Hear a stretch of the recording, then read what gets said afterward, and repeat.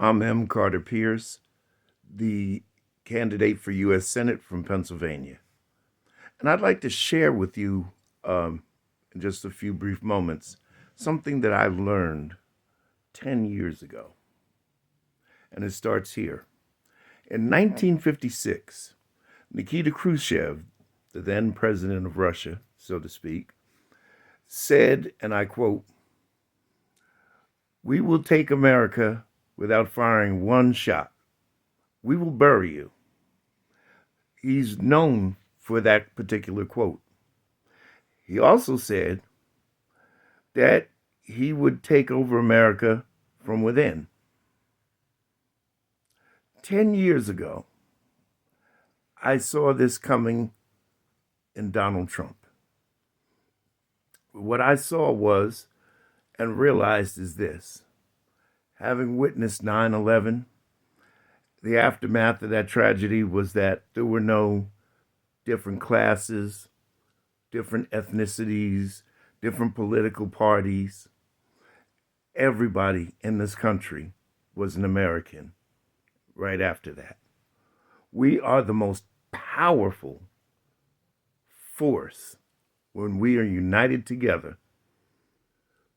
But what I saw, and something that I know Vladimir Putin also knows because he's old school KGB, he's a student of Russian military tactic, and I'm sure he's well versed on Nikita Khrushchev's policies and principles.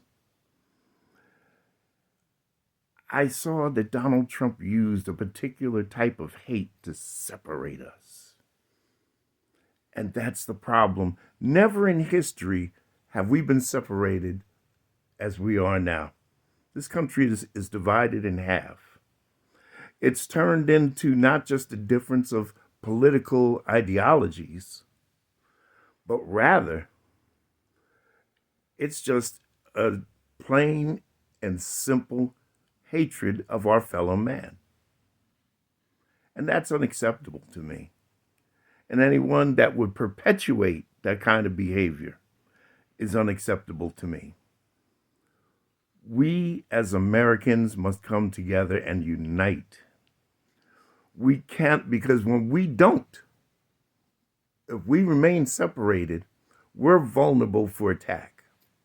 And that's a fact. It's history. And those who don't learn history are doomed to repeat it.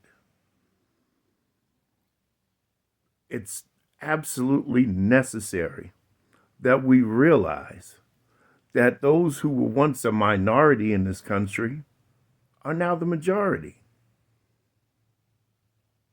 It's a fact. Do you not know that many of your ancestors came here through Ellis Island before they had passports and visas? They came here on a boat through Ellis Island. We're all immigrants in this country unless we have a tie to an indigenous tribe. We're all the same. Some of you may not know this, but there was a time that I worked in mortuary science. And I've seen what the human body looks like when it's cut open. And I need you to understand one thing: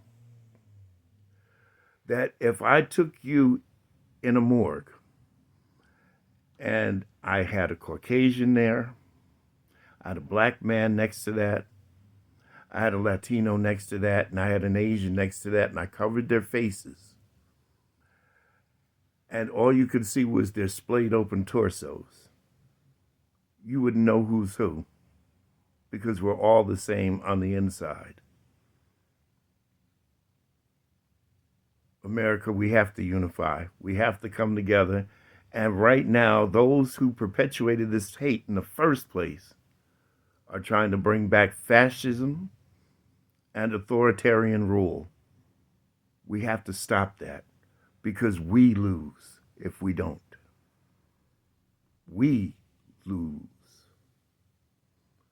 When we live in a country where billionaires are becoming oligarchs, when a billionaire businessman has access to my Social Security information and my banking information and yours. Something's wrong with that. Those are the earmarks of fascism and authoritarianism.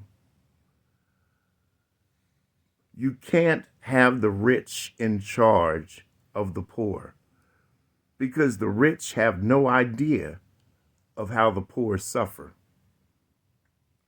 They have no idea what it's like to live paycheck to paycheck, to worry about your car being towed in the middle of the night because you couldn't make that payment on your car because your kids needed braces. They've never had to go to landlord-tenant court. But many of us have. I've been there. And I'm sure many of you have too. I worked all my life since I was a preteen. I worked in my family's business after school, on weekends, during the summers. That's how my family was. My grandmother, God rest her, said, raise them up and get them out. We learned a work ethic. And I worked my entire life until I destroyed my back and was diagnosed with emphysema and couldn't work anymore. And still, I went back to school, and I'm trying to get my degree and get my law license. This is the American spirit. We don't give up. We keep pushing. And this is why we can't let fascism and authoritarianism win. I'm M. Carter Pierce, and I'm running for the U.S. Senate from Pennsylvania.